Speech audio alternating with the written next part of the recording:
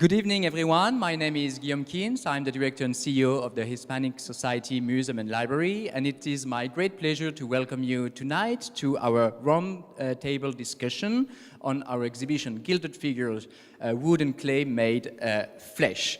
This exhibit is remarkable for more than one reason. First, because of the quality of the art that you can see, and I'd like to remind everyone that all the pieces that you see here but one are from our collection, which is remarkable in itself. But also because this exhibition marks a big moment for the Hispanic Society, the moment of our progressive reopening.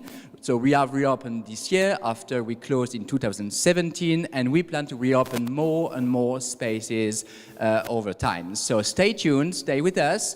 Know you're going to get familiar with this exhibition gallery, where we will be doing more exhibitions of the sort. But by the end of next year, we plan to reopen the main court and the Soria Gallery. I know that many of you are waiting for the Soria Gallery to be reopened, so we're working hard on that. We are fundraising right now to find the money to make it accessible, improve the air ventilation, and the safety. So by the end of next year, I swear, you will find again the Soria Gallery that you like so much. So I thank you for being with us tonight, and I would also to extend this thanks to those who made this exhibition possible. I want to cite Barbara and John Lando, Colnaghi, Wolf Construction Corporation, and the David L. Klein Jr. Foundation, as well as the trustees, patrons, and members of the Hispanic Society Museum and Library. For those of you who are joining us tonight virtually, welcome. But please come and visit. The exhibition is running until January the 9th. Don't miss it. Come and witness the marvelous artwork, so inspiring, that is gathered in this exhibition. I want to thank the All Souls Community College for helping us with the technique tonight, recording this program. And without further delay, I'd like to introduce Dr. Patrick Lenaghan, head curator of prints, photography, and sculptures at the Hispanic Society, who will be moderating this panel. Dr. Patrick Lenaghan, together with Hélène, Fontoira, Marzin, are the co-curators of this incredible exhibition, and we're very grateful for their great work.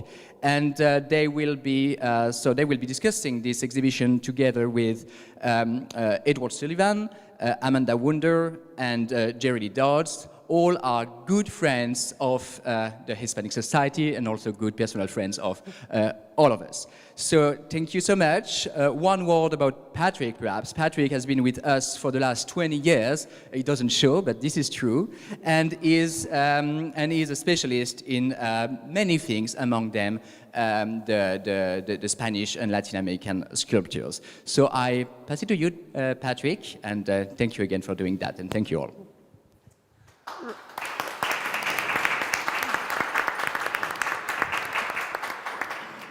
Well, thank you, Guillaume, for the welcome, and thank you all for coming, both in person and those who I can't see virtually, but I know you are there. It's wonderful, actually, to see real people in the gallery and to be in front of real art with real people. So I thought we would begin by introducing our speakers, and then I would say a little bit about the structure of this exhibition, and then Hélène would speak, and then each of them will say something, and then we will take the conversation from there. When one introduces speakers, it's often, this speaker needs no introduction, and then they go on for minutes. I will try to avoid that. Amanda, moving from my right across, Amanda Wunder is Associate Professor of History at Lehman College, which is in the Bronx. She's also on the faculty at the Grad Center at CUNY's PhD program, and she also teaches art history, and she is director of the Global Early Modern Studies program. While she's not doing that, she's also written a book on Baroque Seville, and she's a great specialist of costume, and she has another really interesting book coming on fashion in the court of Philip IV. Jerry Dodds was, it's not in the biography, but it should be. She was my teacher at Columbia. I had many, many classes with her. She also is she's now a professor at Sarah Lawrence College. She's worked on the artistic interchange between Christians, Jews, and Muslims in Spain, and she's written many books that deal with that, including early medieval Spain and the book Arts of Intimacy, and she was curator of exhibitions at the Met that dealt with this. Hélène Fontoira has been a conservator at the Hispanic Society for 20 years, and she is responsible for why so many of these statues look so good, because she has brought them to this wonderful state that we can enjoy them in. She has studied internationally, and she's worked on different projects at the Met and in the Prado.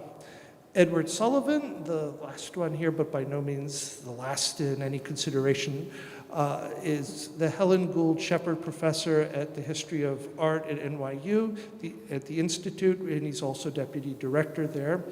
His research includes work on Spain, Portuguese nations on both sides of the Atlantic, as well as the Philippines. He's written and published widely. He's also been the curator of a major exhibition on Brazil, and throughout his work, he has included sculpture. So as I thought of people who would come, the idea was specialists in this art form are very few and far between. And for a lot of people coming to the exhibition, it's a new and different kind of art. When people think of sculpture, they think of unpainted works. Michelangelo is perhaps the sculpture most people know. He works in marble, there's no paint. He was singularly disdainful of painted art. This is an aesthetic and a context that's very different. And I thought that three people from the outside whose scholarly work has been on the border of this would be very interesting to hear their reactions to the show, and it might help all of you who are not, I'm assuming, specialists in Spanish polychrome sculpture, get a sense of new and interesting ways to look at this material. We divided the show into three parts, the first part being Spain, 1500 to 1800, and it's this part that we're seated in. The works serve a variety of function. Behind me is relief, probably from a funerary chapel. We have reliquary busts that serve to inspire nuns by giving them examples of piety. We have individual figure groups that probably were for private devotion. The second section, behind where you're mostly seated, is devoted to two women artists. Recent scholarship has really focused on the role that that women played. One of them, Luisa Roldan, is a particular favorite here in the Hispanic Society because we have 5 works by her, and she really is an amazing sculptor. She rose to become royal sculptor to King Charles II and then Philip V of Spain. So she attained something that very few sculptors did anywhere in Spain, and that she did it as a woman in that society is even more outstanding and a testament to her remarkable talent. The other sculptor shouldn't be neglected either. Andrea de Mena is the daughter of Pedro de Mena. People knew she had carved, but nobody really knew what she did. And the 2 works that are signed by her that are on exhibit are the only 2 works known by her that are signed, and they provide the foundation to establish what her artistic identity might be. The last section is devoted to Latin American sculpture, 1500 to 1800. It's a section that we couldn't have done if this exhibition had happened 20 years ago. That's because 4 of the pieces we've acquired since then, and the other 2 pieces, we thought they were Spanish, and we now believe that they're Mexican. This reflects, I think, an important change, which is that knowledge has advanced in the field, and it's extended to Latin America in such a way that we prize these pieces today that we didn't necessarily pay as much attention to before, and we can recognize the 2 pieces as Mexican, and that we value this work enough that we've gone to the trouble and acquired to build up this section. When you look at it, you see how the style has crossed the Atlantic, and although it was not supposed to change as it crossed the Atlantic, the cultural interaction of a European Spanish tradition with an indigenous society produced a vibrant culture that is new, but also recognizable. And I think when you compare what you see at the end of the room with what you see in the room we're sitting here, you get a sense of that. So this is a quick survey of the exhibition to provide us some grounding. Now I think Hélène would like to say a few words.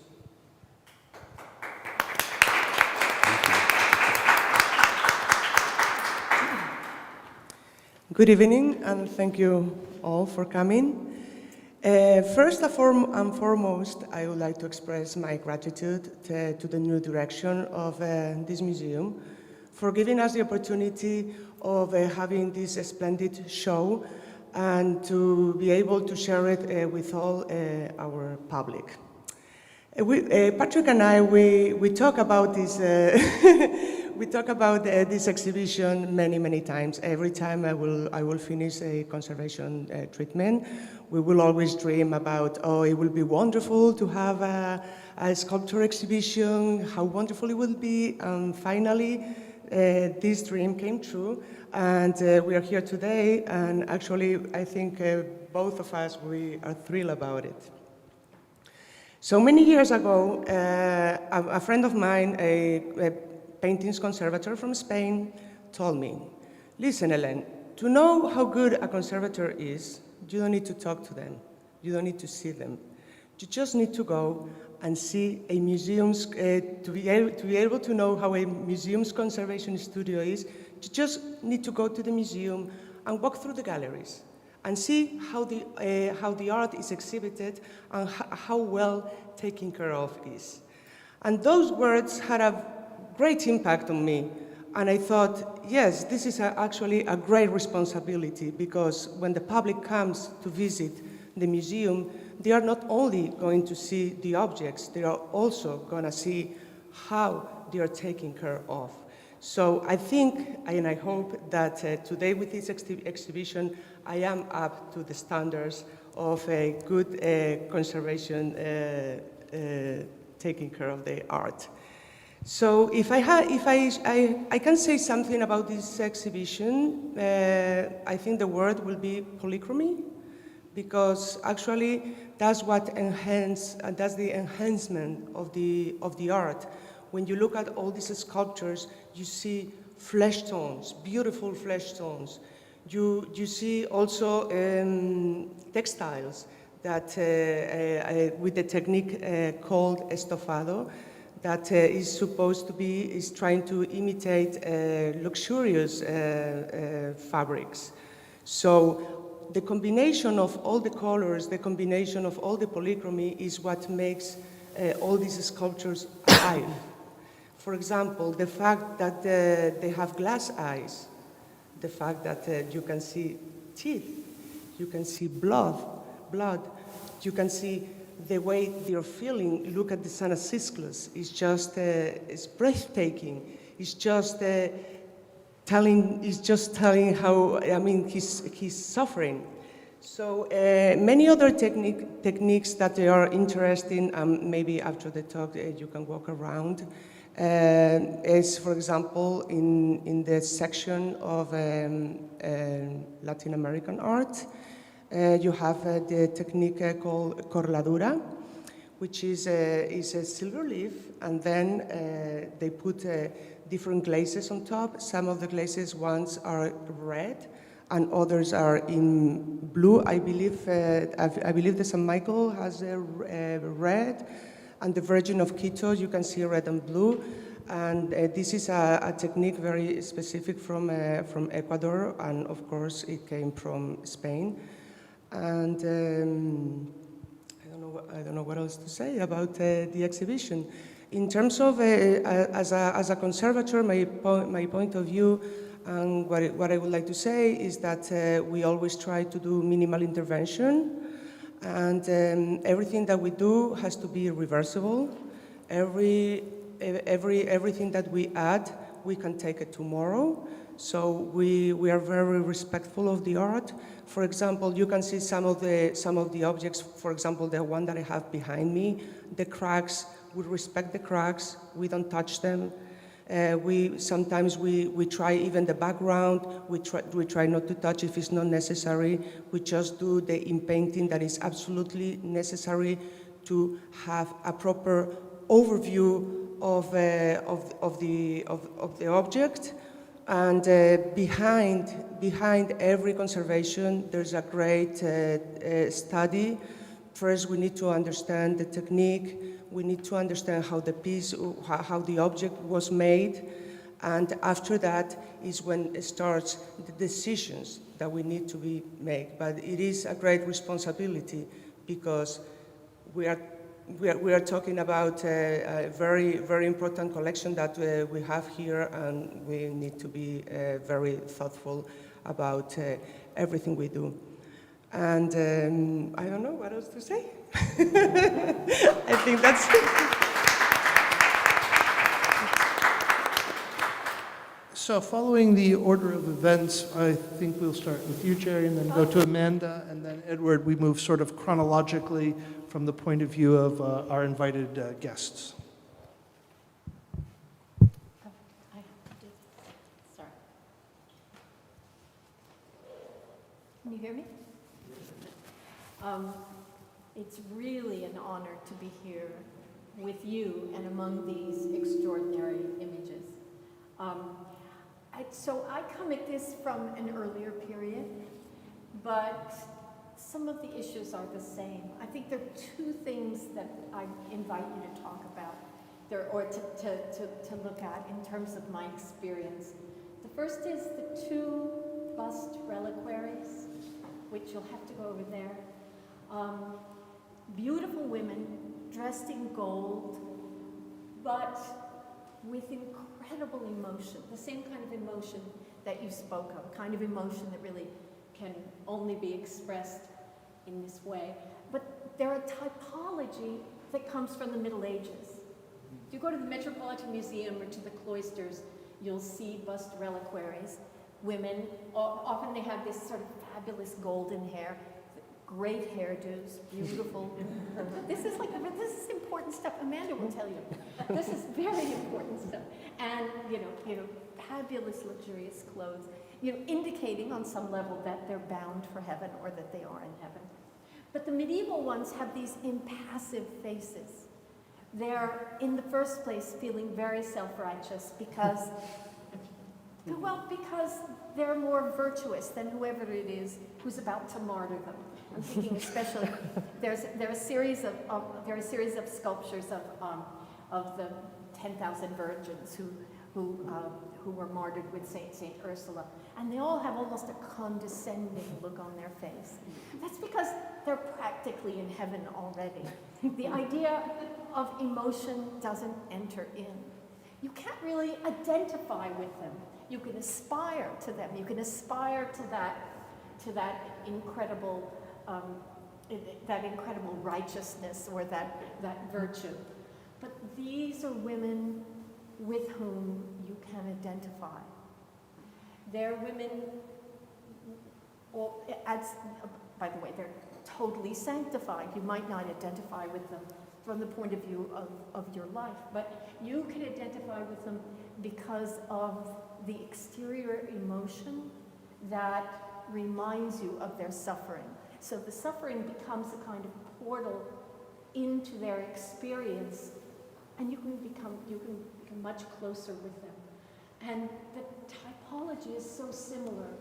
The clothing, the sort of white, the innocent white skin reminding you of their own innocence, and this shimmering gold that sort of connects them with heaven, but a much more humane entryway into them. And I'm sure that Edward and Amanda will speak about that more. The second image, which is of great interest to me, and I've been talking to Patrick about it a great deal, because it has a connection to the Middle Ages and to the Renaissance and to the Baroque on the Iberian Peninsula, which is the image of St. James as Moor Killer, the Santiago Matamoros from Mexico, which is behind that pillar. I can't see it, but I can feel it. It's a really, really interesting thing. So one of the things that I do, I think that as Patrick pointed out, is I talk about people from different traditions, different cultural traditions, and how they communicate and interact through the arts. Because often you can read things through the arts, which you always can read more through the arts than through documents. Documents are usually lies. I know that given recent history, you just don't believe me, right? But it's absolutely true. And so what's really amazing about it, and as Patrick has pointed out in his own work, and as people know, the need when, especially when religious orders came to the New World, the need for works of art as a way to evangelize was very strong, and art was seen very, very quickly as a means of reaching out to people for evangelization and conversion.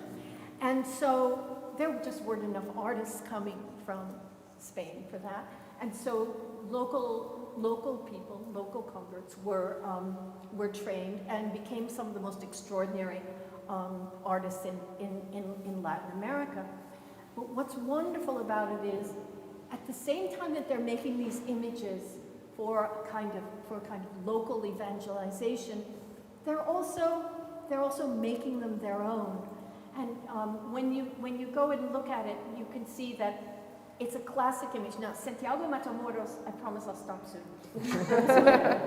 Santiago Matamoros is an image that imagines somehow that St. James, the apostle of Christ, came to Spain to lead Spanish Christians in killing Muslims. So Santiago Matamoros always has a white horse with the sort of dismembered bodies of Muslims beneath the horse's hooves. It's an appalling image, just to begin with. But so there he is there, and there's a kind of an Ottoman who's dying, who would have been the contemporary Muslim that you'd want to make reference to. But this St. James, this Santiago, has a kind of plume of feathers behind him.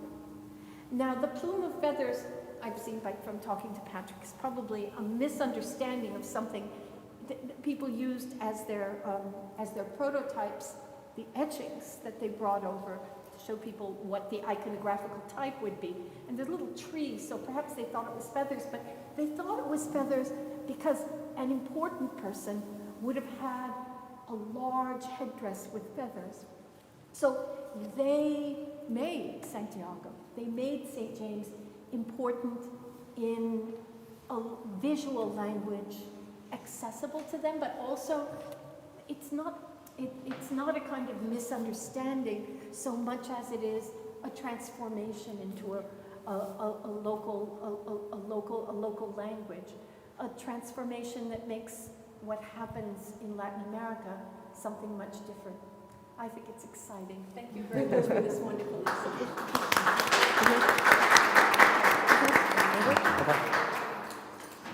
Okay, is the mic working? Yes.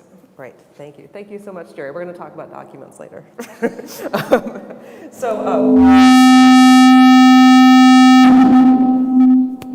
Was that me? Okay. All right? Okay. All right, I'm a little scared. Okay.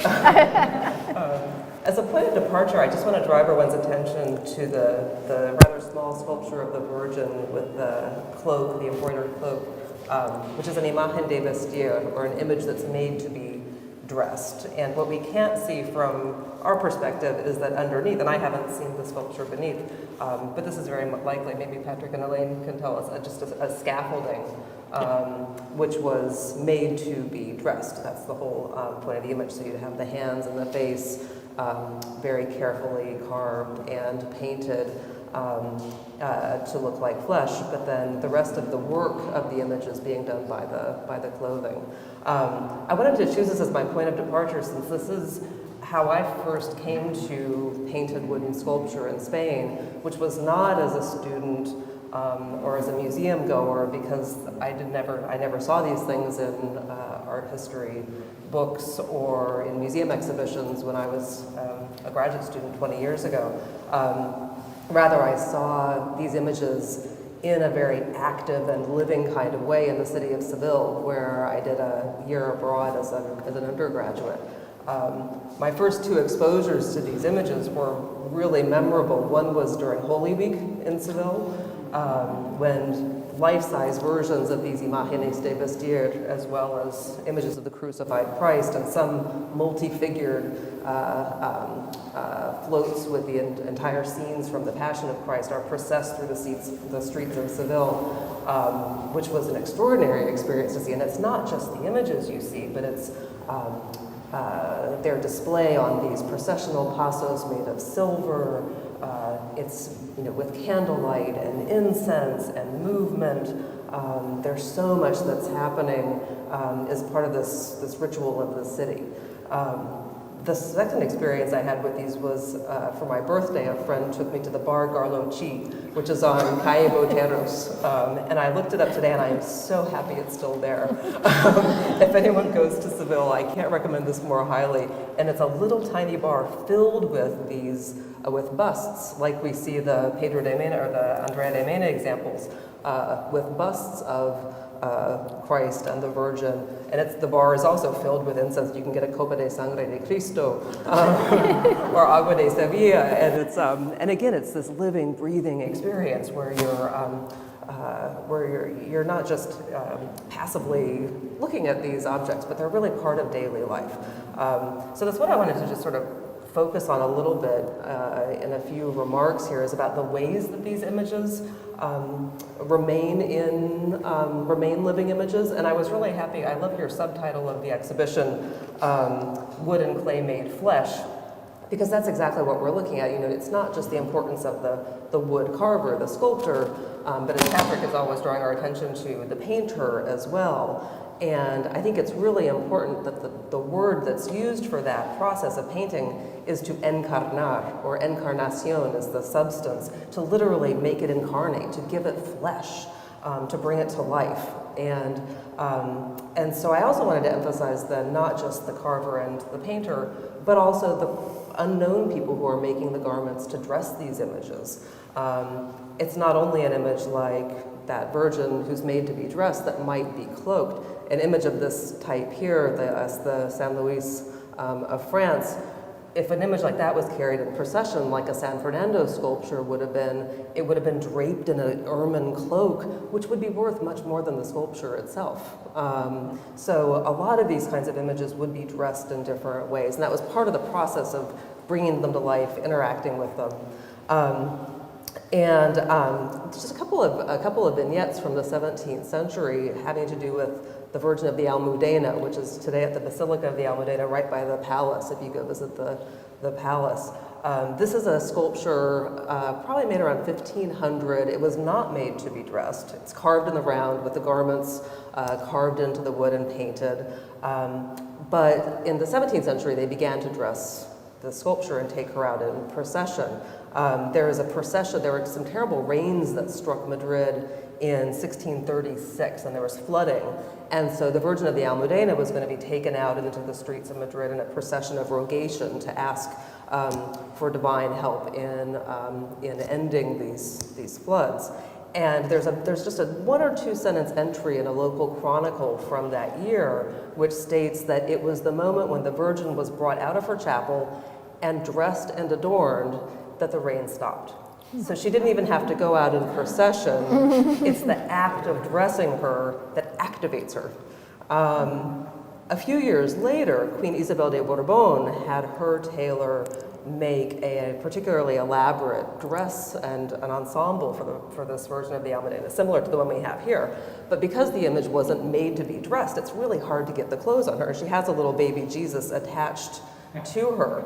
So after this really expensive, spectacular ensemble had been made, it was decided to alter, not the clothing, but the Virgin, this most was regarded as the most antique and venerable image in Madrid.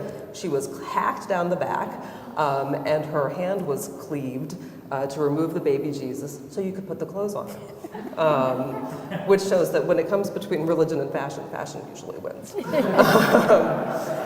Just a couple other points here. It's not unusual to alter devotional images because, again, they're really, really active up until the moment they enter a museum, right? And so you'll see examples of, particularly images of the Virgin, whose faces might be given sort of plastic surgery to change them to meet the standards of beauty of the moment. The clothes do the same. The clothes can, the cloak on that Virgin is probably from a later date. It's going to update it. It's going to make it beautiful to our eyes. There's a little baby Jesus like this one in the Met's collection, and what's really unusual about it is that it's a 17th century sculpture.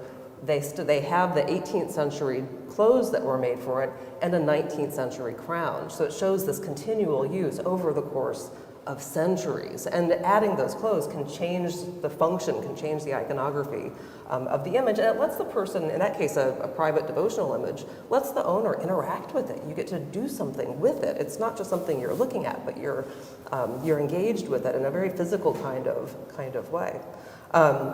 And just a final point here then is, that all of, I'm talking about these mostly sculptures of the Virgin, but all of the images in this gallery come from this kind of rich multimedia sort of context. Everything in here was part of something else, as Patrick said in his introduction, part of a church, again, not seen under this nice, pointed lighting, but rather by candlelight in the dark.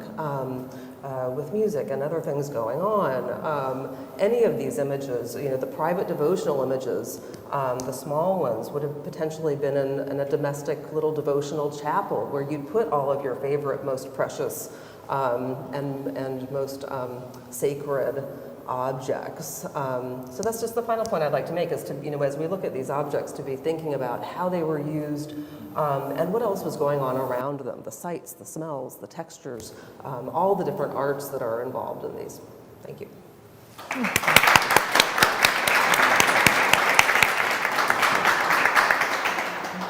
Thank you. I feel very privileged to be in this room and with objects that are not inert, but objects that have a life of their own, and the life keeps changing and adjusts itself as the meanings of these sculptures do for the generations of people who precede them. And I came in tonight and I had this very strange sensation. I had many, many things I thought I could talk about. But the first thing is that the sensation I had in looking at these objects is that they, and actually even the word objects, I'm not sure if that's appropriate, because they, as I said before, they have, for me, there are these living presences. They evoke living presences, the teeth and the eyes and the hair, not so much here, but in many cases, particularly in Latin America, but also in Spain and in Portugal. And I think we have to put Portugal and Brazil into this mix. But they all have a communicative power. And what I received from them when I entered this room was a sense of exultation and agony. I looked at these sculptures, some of which are of decapitated heads, some of which are representations of pain, representations of death, representations of last moments.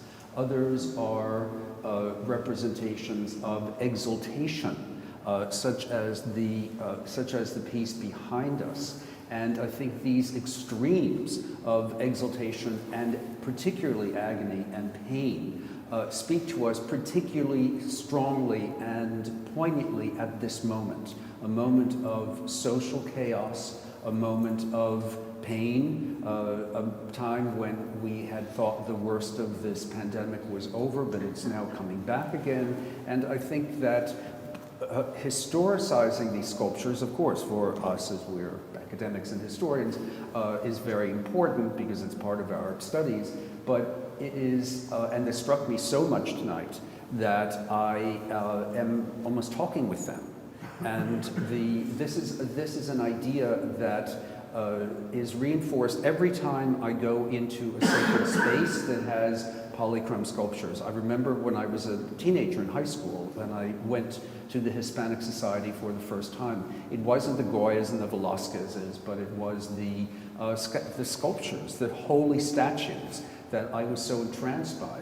And I was entranced by them, well, for a number of reasons. I grew up in New York. I was born in Queens. I went to, from my earliest childhood, went to St. Anastasia's Church in Queens, which is a very, very Irish Catholic and Italian, or Irish American and Italian American church.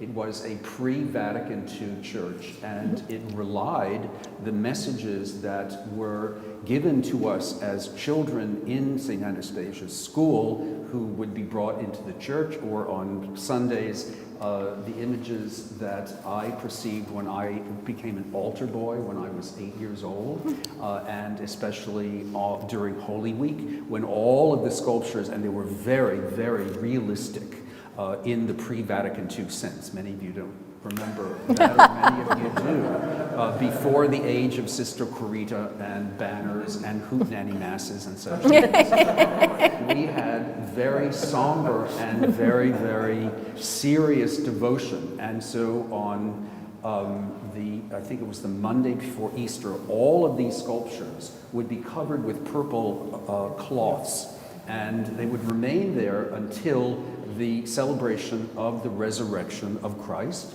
and the cloths would be taken off, and the celebration of eternal life would be communicated through the sculptures.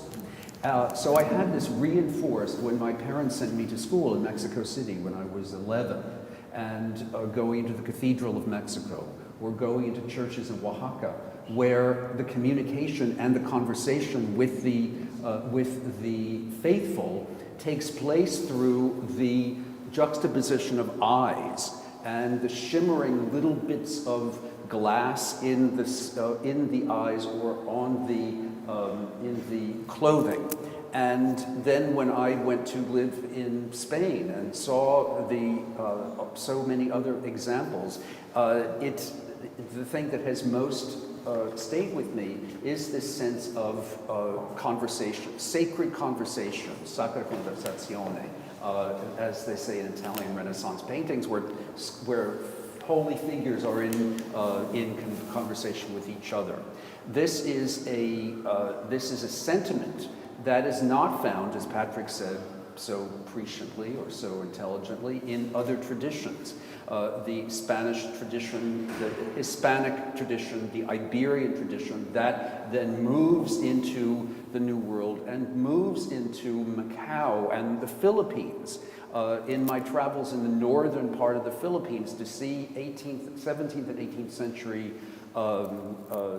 mainly Jesuit churches, the configuration of the buildings and the presence of the saints and the Philippine-made sculptures, which conform to certain of the Spanish traditions, but have their own lives, their own local lives of Luzon Island or of Ecuador. When I saw the Manuel Chile or Caspicara, which means pop-faced, there are very interesting nicknames for some of these sculptures. The greatest Brazilian sculptor of the Baroque is called O Aleijadinho, which means the little crippled one. His real name was Francisco Lisboa. Looking at these pieces, it would be immensely interesting to see how a Portuguese-inflected or a Luso-inflected artist would deal with these things. Anyway, I think that my main point is more than anything else the impact of the emotion that these sculptures have, particularly, say, Santa Cisclo, who is stoic. And he has had his throat cut, but he is in quiet ecstasy, and that is the exaltation. But others, such as the very mannered, almost El Greco-looking Christ in the Christ figure over there, is in agony, in tortured pain.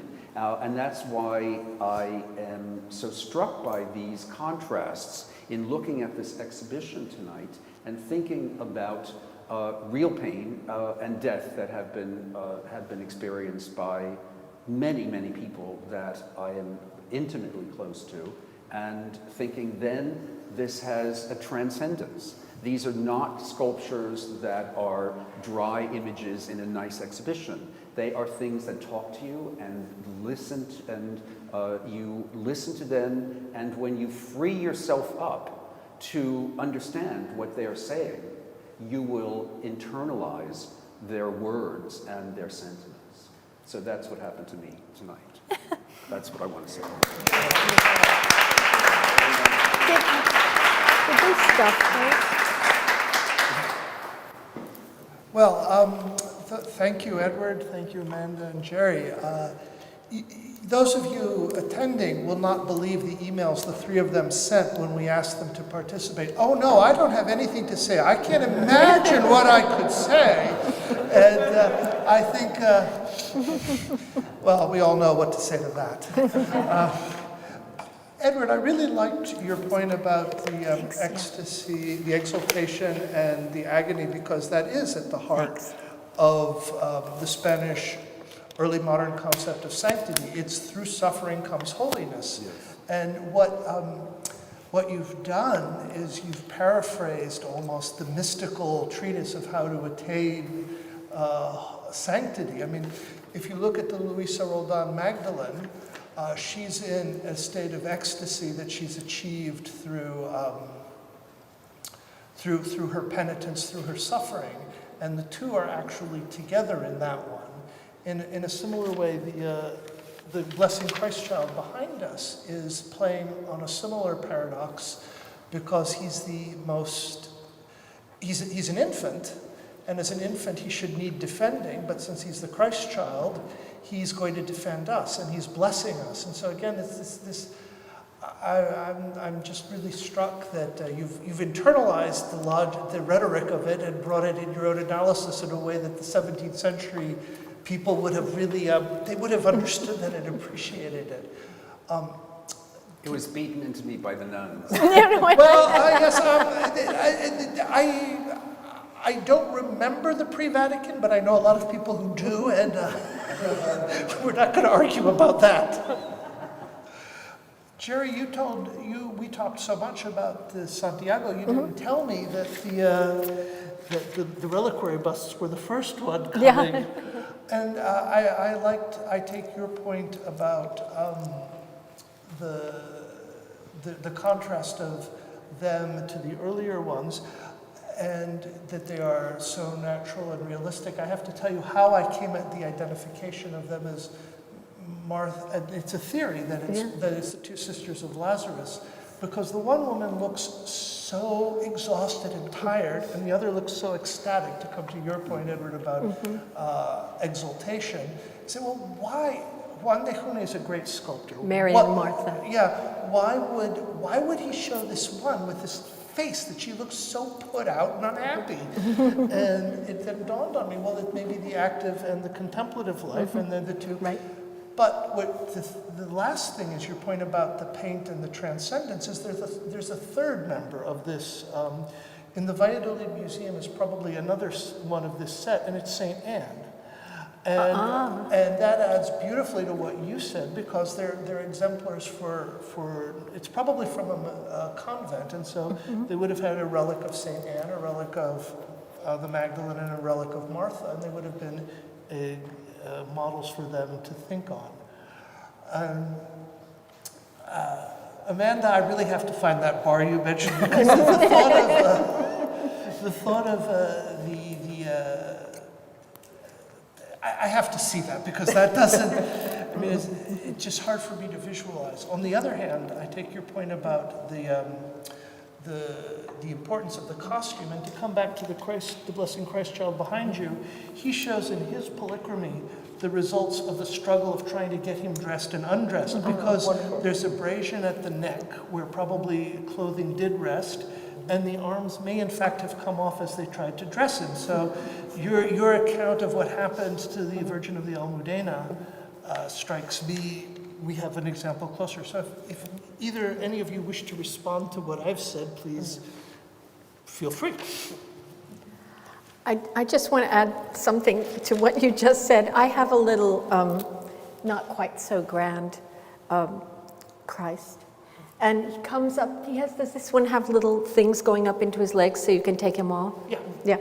and you can take him off, and it was probably from a convent, and if you turn, and his arms too are abraded from taking his clothes on and off, although I didn't get any clothes, but if you turn him around, he has little, his rear end, his bottom has little red cheeks on his bottom. And I was just thinking of young girls who might have entered the convent at 14 years old, and how this Christ, each one would have one, and how dressing this little Christ made their transition from being little girls into being nuns. It's very it's very moving, and the image is made so that, you know, when I turned him around and I saw that, I went, oh, you know, it's sort of made so that you empathize. It has a kind of somatic relationship to you. It's really nothing profound, just. Well, I think there really are these sort of poignant ideas that these Christ figures in a convent and is sort of a substitute child. But you also find them in sort of like any domestic home. I've been researching a book about a royal tailor, and the most expensive item in his art collection, which had about 50 paintings or so, was a sculpture of the infant Christ in a vitrine, like the ones that Patrick pointed out. These busts come in, and that vitrine was actually really expensive. That was really precious. And so you would find these in kind of a well-to-do Madrid household in the 17th century would have this on display. I think it'd be a real point of pride in the sort of public spaces of the house. I wanted also, as I was listening to all of these comments, which were so interesting, I was also thinking about what we call the afterlife of these sculptures, or the present day fascination in a domestic setting, as you mentioned, both of you. Yeah. And I'm thinking particularly of, say, Puerto Rico, where the tradition of santos, these small wooden sculptures, which don't have the grandiose details of the sculptures that we see before us, but they embody very, very much of that spiritual sensitivity. And these are really more, it's a tradition that goes back to the 18th century, and particularly to the town of San Germán in the interior of Puerto Rico.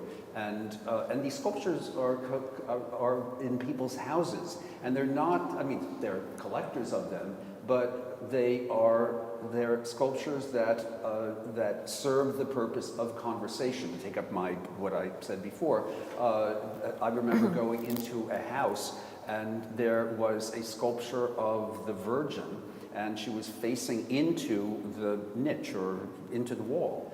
And so I inquired, why is this going on? And the answer was, está castigada.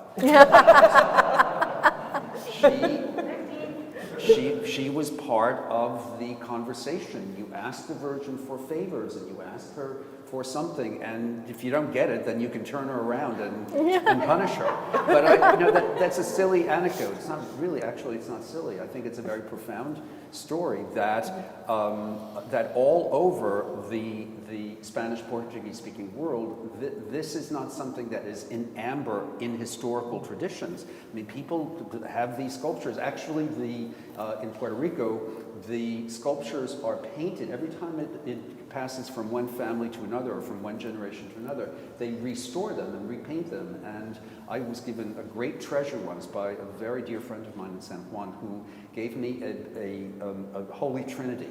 And one of my students at the Conservation Center of the Institute of Fine Arts did her master's thesis on this. She took it and she had it for several years, and it turned out to have been painted 40 times. Wow. And it was each time it was given, to another family member or something like that, they would restore it. This was a mark of dignity and also preservation. So I was thinking about that so much as we were talking about this living art, and the idea of wood and clay living. And I think you've done such a great job in reminding us of this. Edward, do you remember the Queen of Portugal? Yes, of course. Do you remember? Edward and I did an exhibition once Talk about this particular one. The clothing of the, you know this, right? No, the clothing of the Queen of Portugal. She got to wear her crown once, and then she gave it to the Virgin. What was the Virgin's name? I don't remember. Yeah. Well, we saw the Virgin, and we saw the. Oh, the Virgin Fatima. No, it wasn't Fatima. The Virgin Fatima. It was anyway. This virgin then became the Queen of Portugal, and she got a new outfit every time there was a new queen, and a new crown. It was quite extraordinary. Yes. We met the ladies in waiting, but that was in 1995, so we don't even remember. 97. Yeah, 1997, was that when it was? This is an exhibition that we worked on together called Crowning Portugal. And a great deal of it had to do with this communicative power of three-dimensional images. There were many other things there, but that was certainly very much a part of it. Yeah. Yeah. I have a question on Edward's point about the multiple layers of paint on the sculptures. Hélène, did you find any of that kind of repainting in your conservation work? All the time.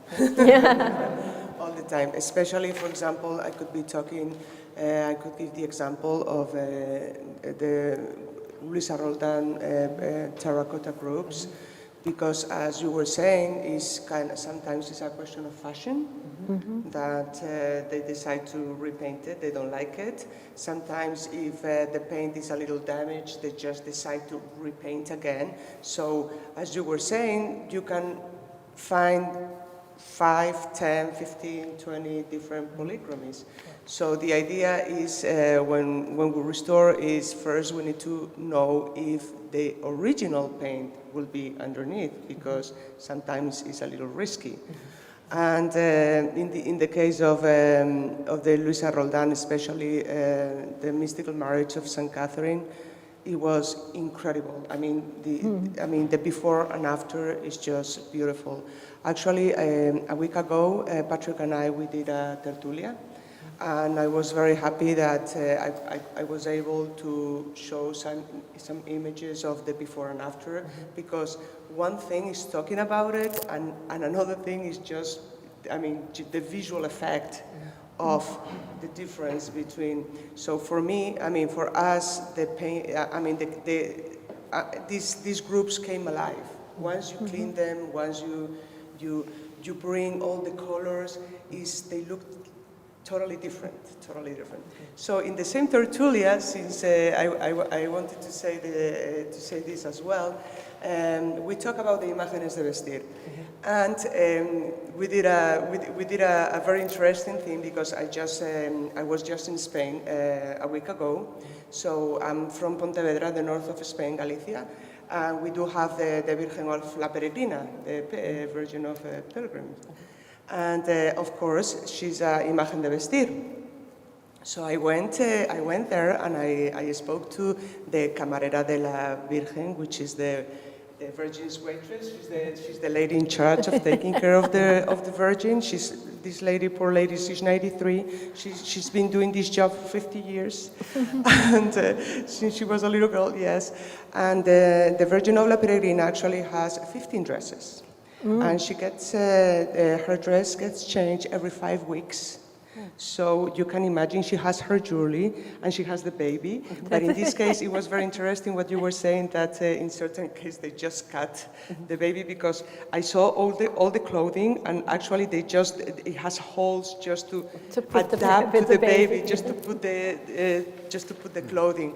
So it was a very interesting idea, because I live all my life there, and I never thought about going to see the Virgin and see how live it is.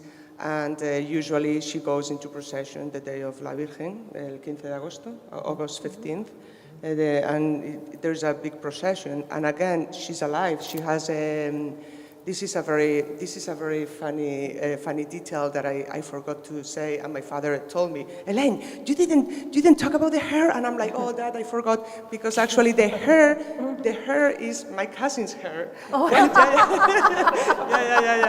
Because she was very upset. She was a little girl. She had a very long hair, and the mom cut it because she said, no, it's for the Virgin of La Peregrina, and we have to cut it. And then they do, they do all the styling. Yeah, all the styles and everything. So she has 2 weeks. So every time they change the wig, it has to go to the hair salon. And there's one lady that she's very honored to take care of the virgins' wigs. And there's a whole story. And then I was able to see all the jewelry. It's just incredible the amount of jewelry that this virgin has. And for the people, they donate, instead of donating maybe to the family or the children, they decided to donate it to the Virgin, and it's an honor for them. So it is alive. It's just beautiful the way these traditions are still alive, and we really can enjoy them. So I just wanted to... Stories. It is great. Going on about the question of additive elements, we have in the back a Virgin of Quito, and that Virgin is winged. And the story behind this piece goes to a number of the points that have come up. The first is that the Virgin of Quito is the Virgin from the Apocalypse in the Book of Revelations, the woman who stands on the moon, is clothed in the sun, and crowned with the stars. This is the image that becomes the Immaculate Conception. It doesn't mention in that passage that she has wings. A little bit further on, it turns out she's flying. So if she's flying, the assumption is she has wings. Dürer made that assumption when he illustrated the Book of Revelations, but most artists didn't follow this until in the 17th century, a Spanish book on Revelations showed the Virgin with wings. It didn't take in Spain, but for whatever reason, in Latin America, in Quito, it did. And so the Virgin of Quito is the Virgin from the Book of Revelations, and she's got wings. Our statue came to us with wings and a crown.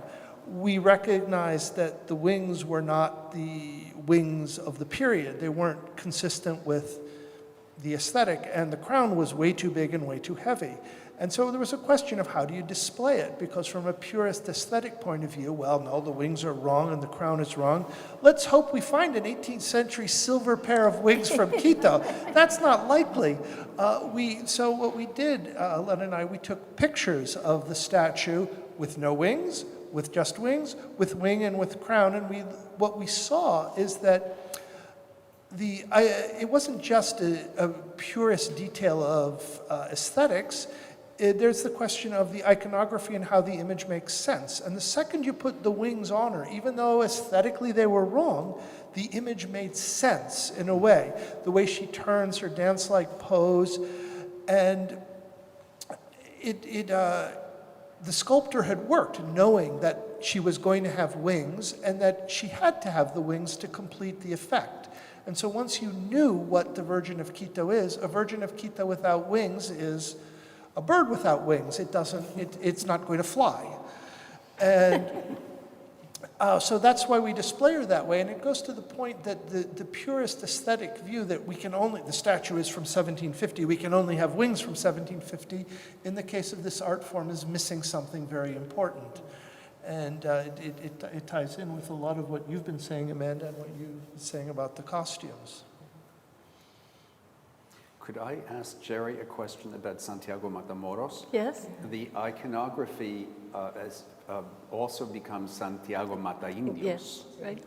And that is, I wondered if you could say a little bit about that transition visually. Yeah, so we were talking about it beforehand. I was afraid I was going to go on too long. Yeah, so there's a legend develops during the conquest that Santiago appears.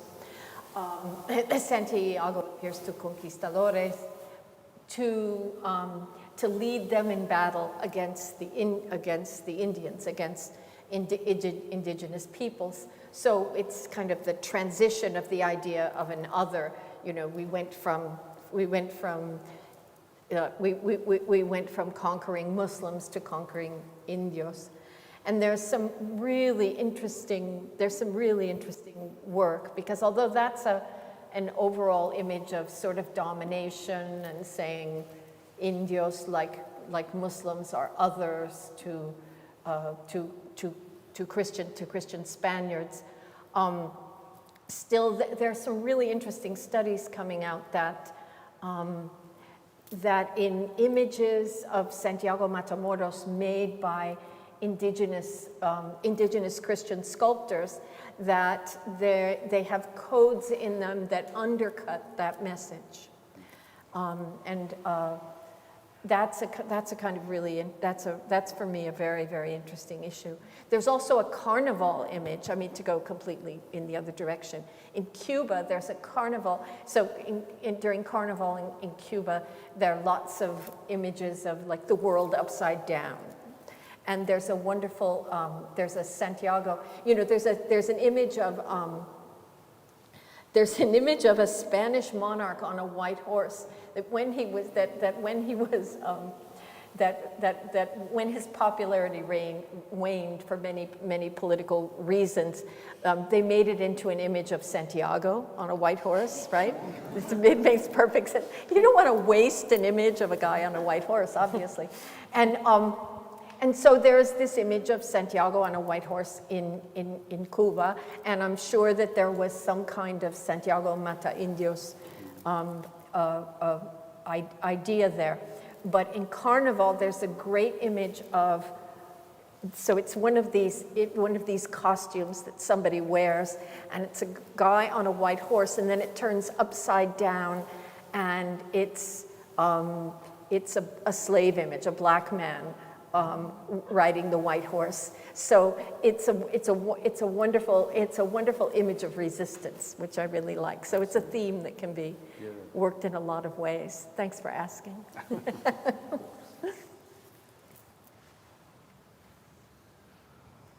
Well, there's another image that shows the varied history and the multiple lives that these images have, and it's that crucifixion group behind you there of the Christ on the cross that you mentioned, Edward, with the Virgin at the feet.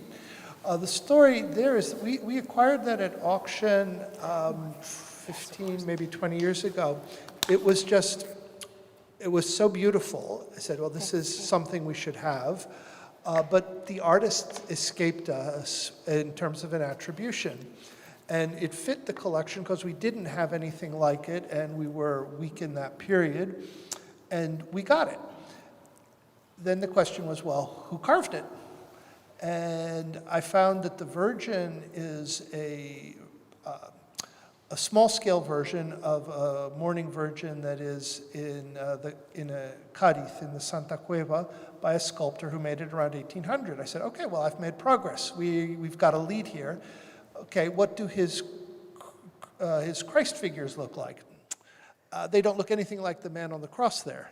So that was a bit of a setback, and I really had no solutions, and I was floundering, looking at 18th century sculptors, trying to figure out who carved this.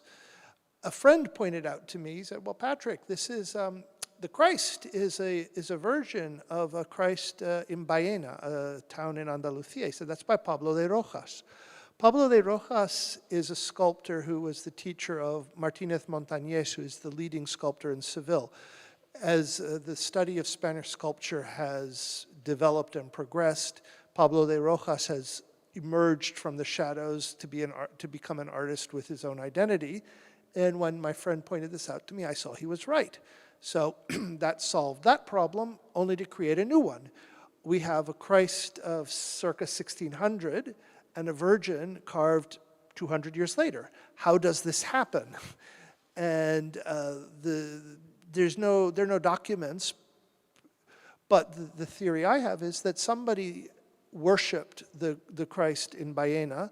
So they went to the sculptor who was living, and they said to him, I want a Virgin, make me one, and this is perfectly consistent. And so it must have remained with the family, with owners who prized it and worshipped it. But 200 years later, someone said, well, the Christ is good, but it's missing something. And it's a type in Granada to have the Christ on the cross like that, and then to have the Virgin with her hands clasped at the foot. So it's not as if someone's inventing something whole cloth. It says, well, you know, if we add a Virgin at the bottom, we'll have one of these. We'll have one of these scenes. So they went to a sculptor, and they got it. So what you look at today in this museum setting looks perfectly consistent until you start looking more closely and you see the story behind it. And then you ask yourself, well, how is this? And it's because this is a living culture that they feel so close and they feel free to change and to move. I mean, I've said, no one looks at Michelangelo's Pietà and says, yeah, this is nice, but we need the figures on the side, and we're going to get them. But here, it's possible, and because the tradition continues, it's possible for a sculptor 200 years later to add a figure that doesn't destroy the effect so completely. So this is another case totally in line with what we've been talking about. Yeah. So the tradition continues. Yeah.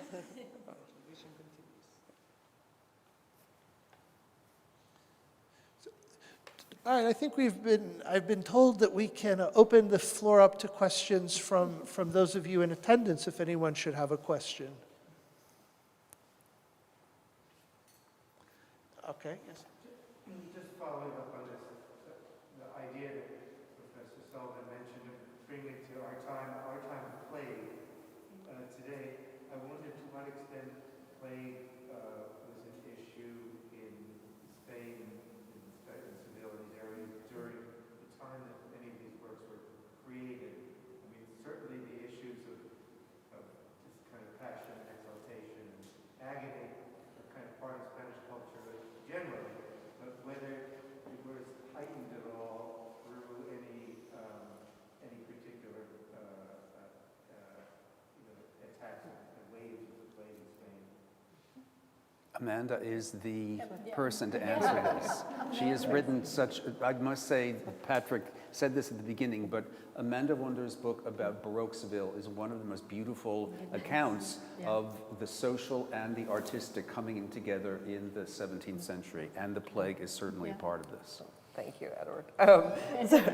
What I could speak sort of generally, and then maybe Patrick Edward might speak a little more specifically about changes in sculpture in particular. But in general, in Seville, you have plague as a common recurrence in the early modern period, but there's a particularly horrific plague that strikes Seville in 1649, where something like half the population of the city is destroyed. And I think that's a statistic we can appreciate now better than we ever could before. Imagine 50% of the city is lost. And so what you see there, again, in a general way, is this incredible investment in devotional art on a really big scale. And so we're talking major public works projects and festivals and processions, but churches like the Church of San Salvador in Seville, that great Baroque church is rebuilt.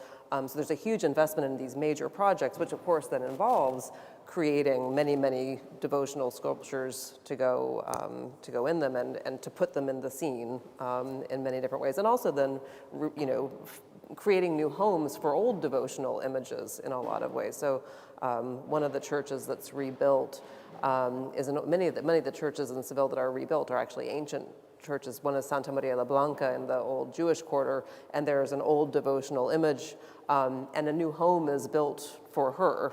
New clothes are made for her, but you see this great investment and revival in devotional arts, specifically related to plague. And I think that this is in a lot of ways, the argument that I make in the book is that this is seen in many ways as a solution to the problem of plague, which is interpreted as a divine punishment of the people.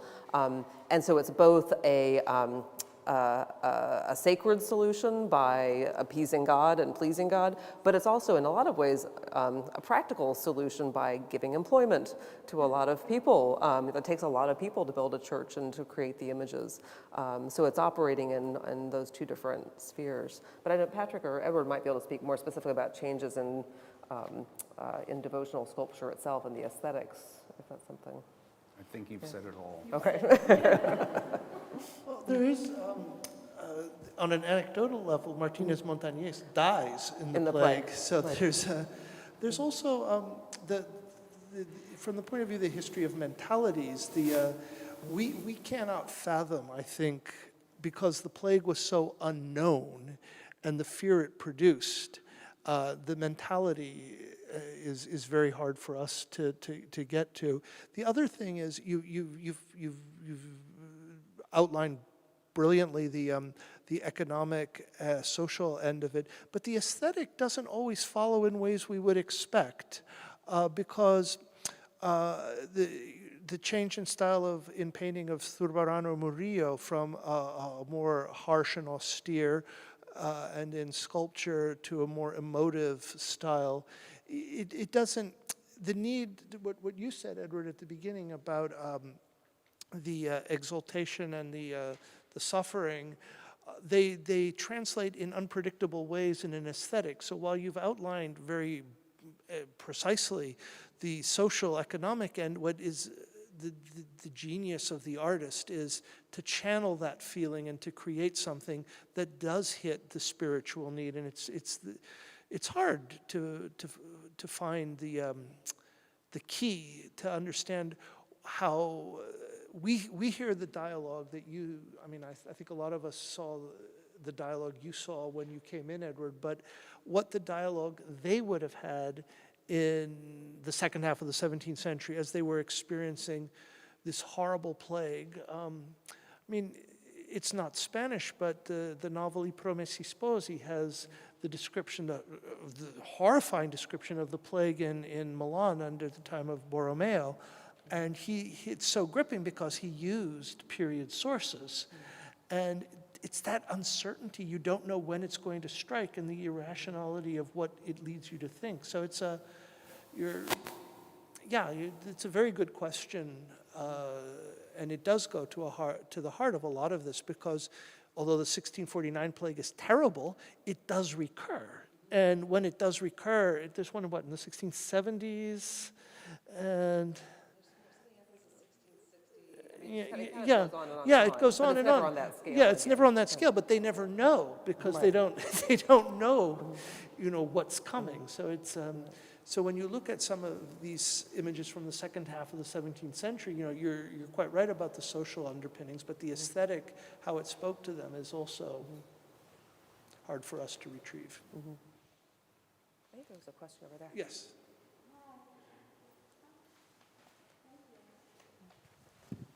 That was the question. If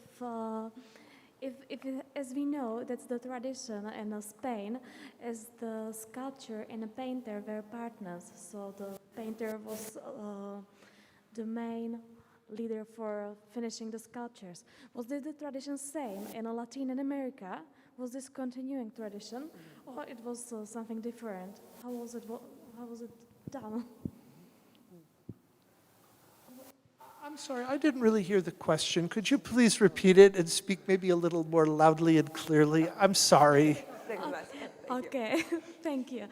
So, as we know, in Spain was the tradition that the sculptor and the painter was partners, because the sculptor made the whole body, and after that came the painter and did the estofado and these things, and it was mainly was so hard, but they must cooperate.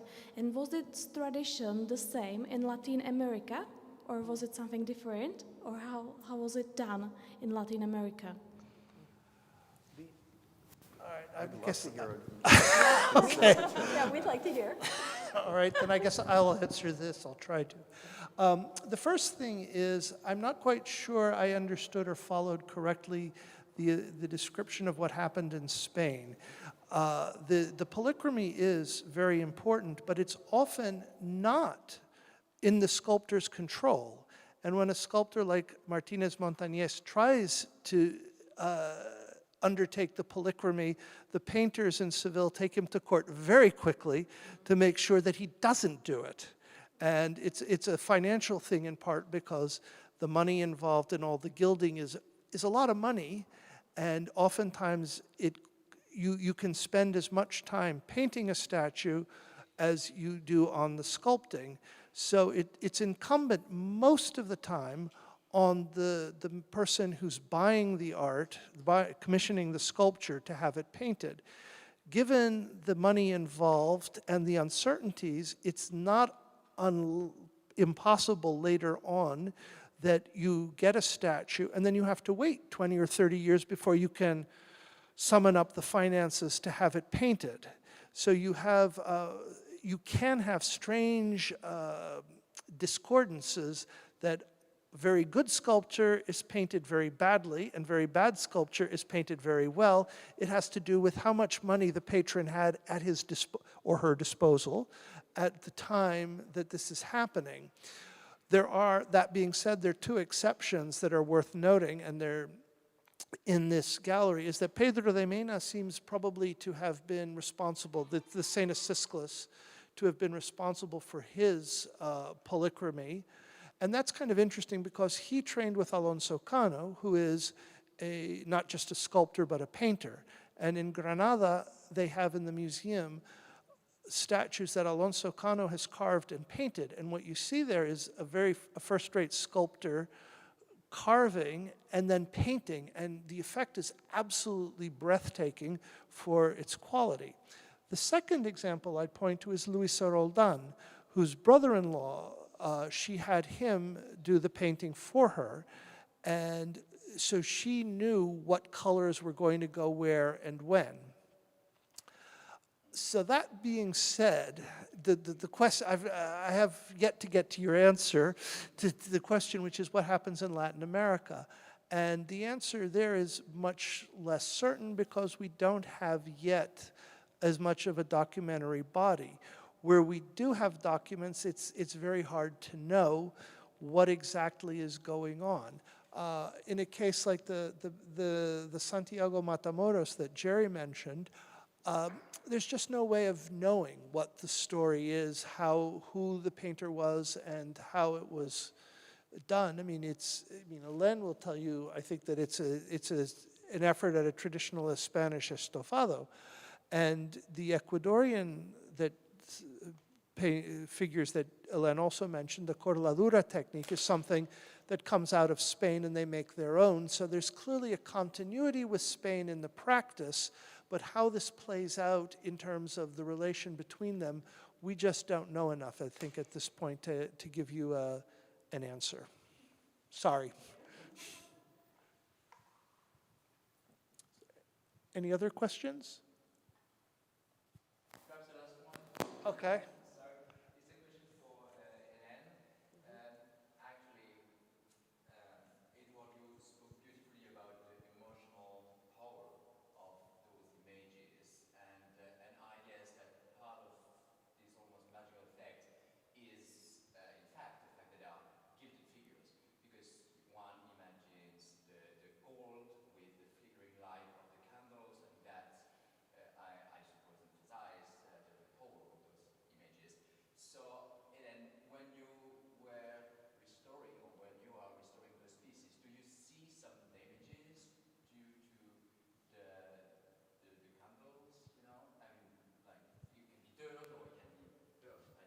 All the time. For example, we do have a great example on the piece that Patrick was talking about, the crucifixion. If you see the figure at the bottom, it has all these dark round spots due to candles. Some pieces sometimes they get burned because of the candles, and we can see traces as well. And I'm trying to think about even the terracottas, because actually the terracotta groups from Luisa Roldan, they were originally in private houses. So in these private houses, people will use candles, and I did find wax in those terracotta groups, but usually, yes, I do. I do find many things. Second part of my question, again, about the emotionalities, or if not good English, of those images. I mean, being a conservator is about fixing pieces, it's about repairing, it's about healing. So, did you ever get emotional while healing suffering virgin or dying saint or anything like that? Because you must have felt some empathy or some sympathy for Yes. the pieces because of the iconography. I think working with all these pieces and even before working at the Hispanic Society, I did work working on altar pieces in Spain. So I spent a lot of time in churches. So I think I already earned a piece of heaven. I do, and sometimes I don't feel bad if I don't go to church because I already spent enough time. But yes, we actually, conservators in general, I think we get attached to the pieces because we spend a lot of time in front of them trying to understand the pieces, and at the end of the, I mean, for example, I always say that for the Luisa Roldan, half of my eyesight is in those pieces. I spend so much time working with a stereo microscope, cleaning, doing little in painting, that at the end of the day, of course we get, so it's very funny because we have this joke always with Patrick, I always say, is my Roldana, is is my Santiago Matamoros, I always write, and then... I try to say they're ours. Yes, I think at this point, I think we have to share them. Thank you for the question, Guillaume.